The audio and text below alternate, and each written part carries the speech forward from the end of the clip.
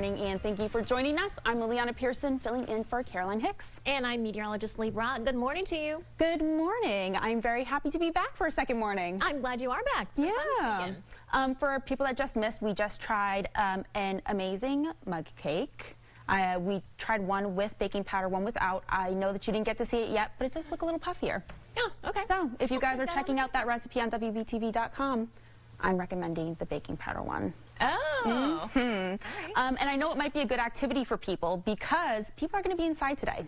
Yeah, it is wet outside, and it's probably going to be like that all morning long. And even when it dries out a little bit this afternoon, it's still going to be chilly the entire day. So let's take a look at it. Pretty much everyone, with the exception of some of our South Carolina counties, Chesterfield and Lancaster, you're the last holdouts here on the rain, but everybody else is pretty much seeing the rain for now. Here's some of the heaviest rain we're looking at. This is over Union County. Monroe, you're getting some good rain.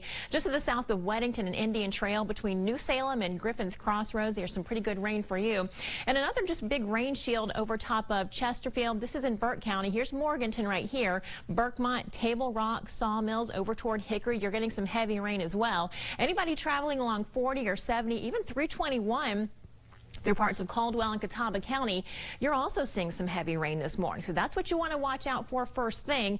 We do have some what looks like winter precipitation in the mountain areas, but it's a little bit deceptive because you might see maybe a little bit of a light winter mix, but these are your temperatures for now. We're mainly in the mid-30s, which is definitely not warm, but it's just barely warm enough that you're seeing mainly plain rain, and if anything does reach the ground, otherwise, then it really can't stick. So you're not seeing much of a problem there. Heading out first thing this morning, we had mainly cloudy and rainy conditions that last through the middle of your day.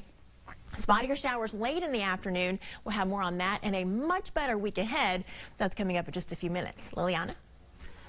Thank you, Lee. This morning, we continue to follow the latest breaking news out of Ukraine. We know Russian troops are continuing their march further into the nation, but so far, Ukraine's capital city of Kyiv is not yet the site of a full-scale takeover. The sun is now up over Ukraine, but as CBS Elisa's Preston reports overnight, Russia unleashed a new wave of attacks.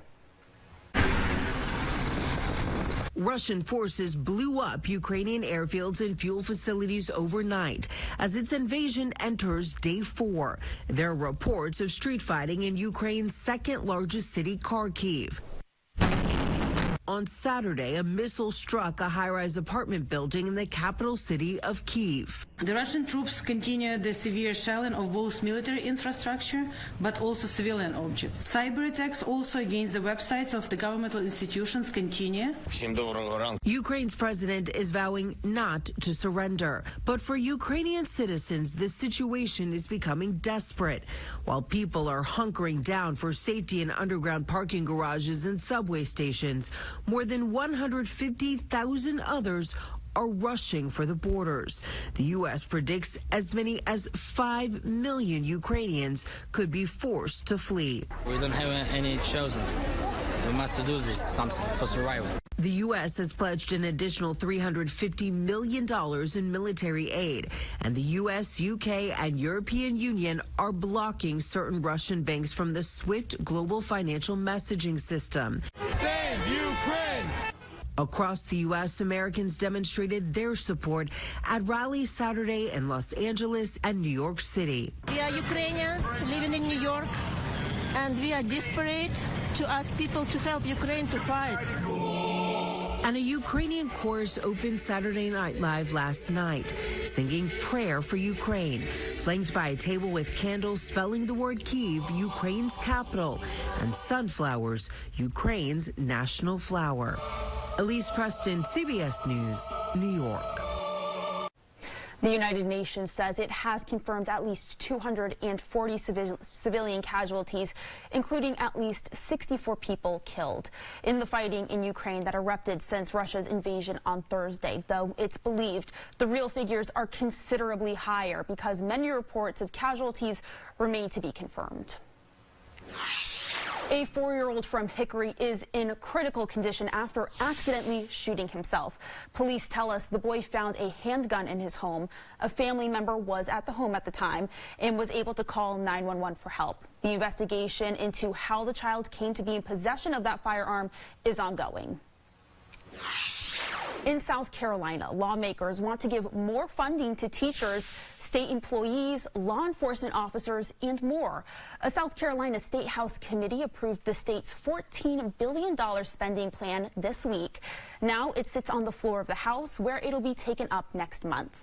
The budget includes a $4,000 raise for teachers, a 3% increase in pay for state employees, and extra pay for state law enforcement officers.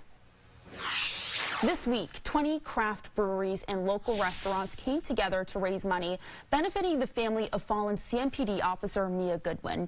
She was killed in a crash involving a semi while working another accident on Interstate 85 in December.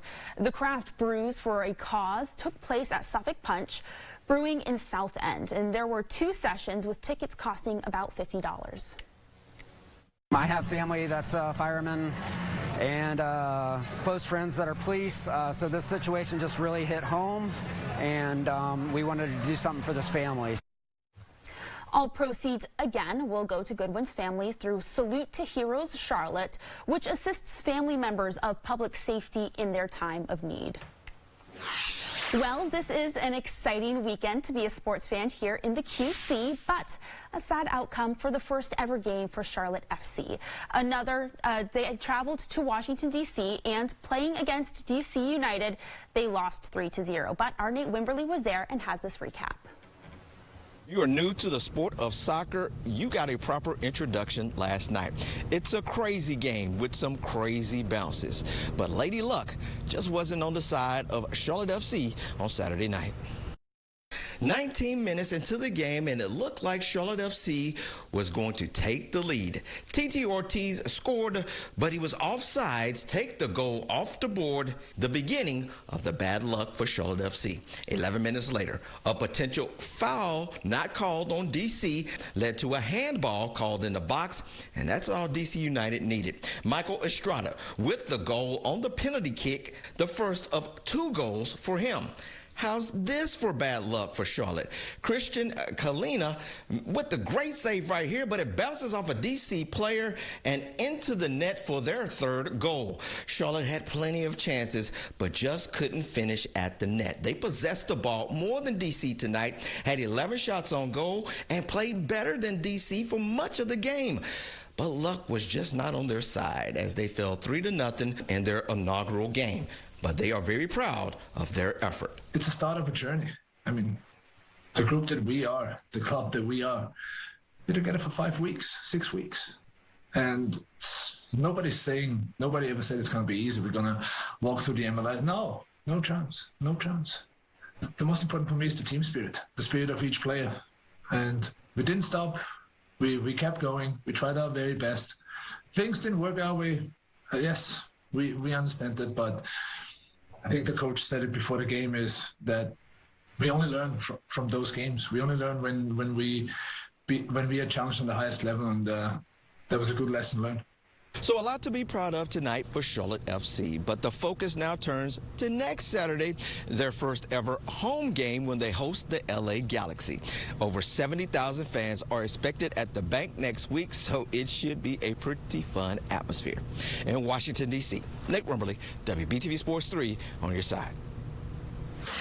Just ahead, President Biden making true to a promise, nominating an African-American woman to the Supreme Court. Ahead, we're hearing about a collective decision to elevate minority groups to high courts. Plus, does it pay to not scroll? Ahead, we're hearing about the deal struck between a mom and her son offering a big payout.